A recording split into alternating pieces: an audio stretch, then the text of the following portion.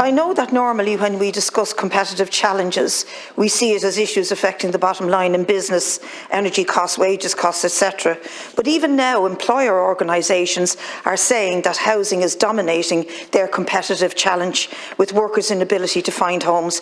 And that applies to both the public and the private sector. So schools, hospitals, mental health facilities, public transport, etc., and the private sector all report that they simply cannot get people to take up and keep jobs because of the failure of those workers being able to find a place to live.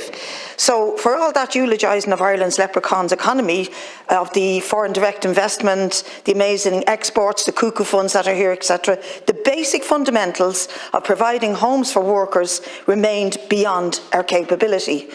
And I want to say, Minister, again, or Taoiseach again, the decision to lift the eviction ban makes absolute sense if your concern is to attract and keep vulture and cuckoo funds and cosy up to corporate landlords. If you see economic competitiveness as a goal in itself in macroeconomic terms and are ignoring the human impact on families, on workers and on individuals, particularly children, that, like we saw on the primetime show, traipsing around to find homeless accommodation.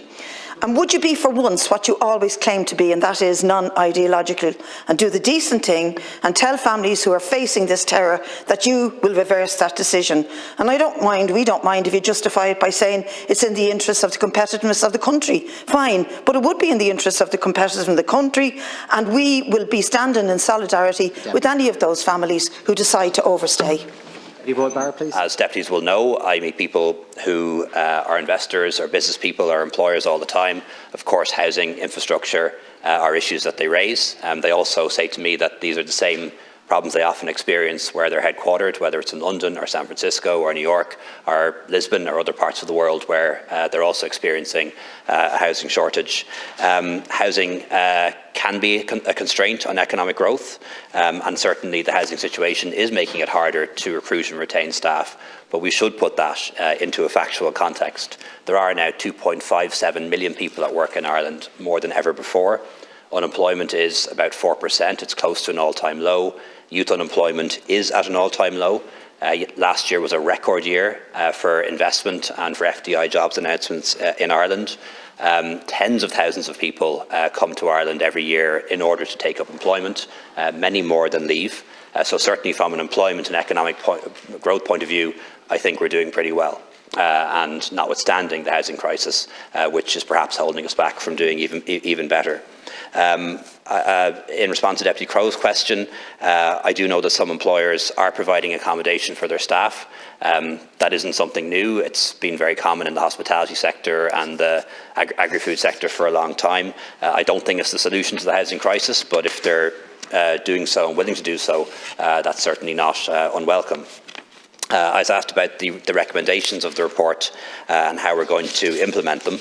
The report identifies a range of recommendations that focus on both immediate competitiveness issues and more medium-term challenges aimed at enhancing our competitiveness and productivity.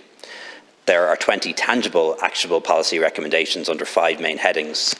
These are immediate issues facing the Irish economy, with the focus on our response to inflation and making sure that we don't exacerbate or embed inflationary pressures, and the importance of targeting assistance and productive spending. The second was the need to boost broad-based productivity growth, with a focus on ensuring it is a broad-based approach as possible. Productivity is the engine of economic growth in the longer term, and as such is crucial to improvements in living standards associated with growing and sustainable wage levels, good public services and improved well-being. And it is interesting to see the report from the Central Bank there the other day suggesting that we'll see incomes grow by in around 6% or more this year. Not quite the rate of inflation. In fact, that probably will be higher than the rate of inflation for the year. Hasn't happened yet, but the Central Bank is certainly predicting that we will see a return to what we saw for a long time, last year being an exception, incomes growing faster than inflation. Won't be true for all people, but will be true for most people, and that's good if it happens, but it hasn't happened yet. The other area was enhancing labour market performance, achieved by fostering skills and participation, while ensuring that the gains from productivity growth are broadly shared with workers and that non-wage labour costs are kept down, assisting infrastructure investment for a better future, including housing, and also managing the cost of doing business. In terms of our response, as I said earlier, my department coordinates the response, and in the vast majority of cases, substantive actions are underway to deal with the points raised by the Council.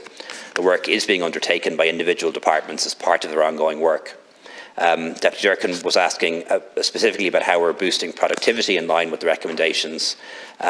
The Council made several recommendations on how the Government could boost productivity, including the full implementation of the Harnessing Digital Strategy, the implementation of Impact 2030, as well as focusing on the importance of ensuring that the twin transitions, digital and green, are adequately and appropriately reinforced. The Harnessing Digital Strategy was launched last February 22 that is, and sets out a pathway to drive and enable the digital transition across the economy and society. There are annual reports on progress published by my department. And when it comes to Impact 2030, which is our research and innovation strategy, that was launched back in May. The Impact 2030 Steering Group and Implementation Forum, both chaired by the Department of Further Higher and Education, Research, Innovation and Science, are in place and will oversee this strategy. The Implementation Forum will report annually. The first such progress report for 2022 will be produced in this quarter. And the Government agrees with the Council on the importance of the digital and green transitions, and this is being assisted through the Green Transition Fund, the Harnessing Digital Strategy and also the Digital Transition Fund.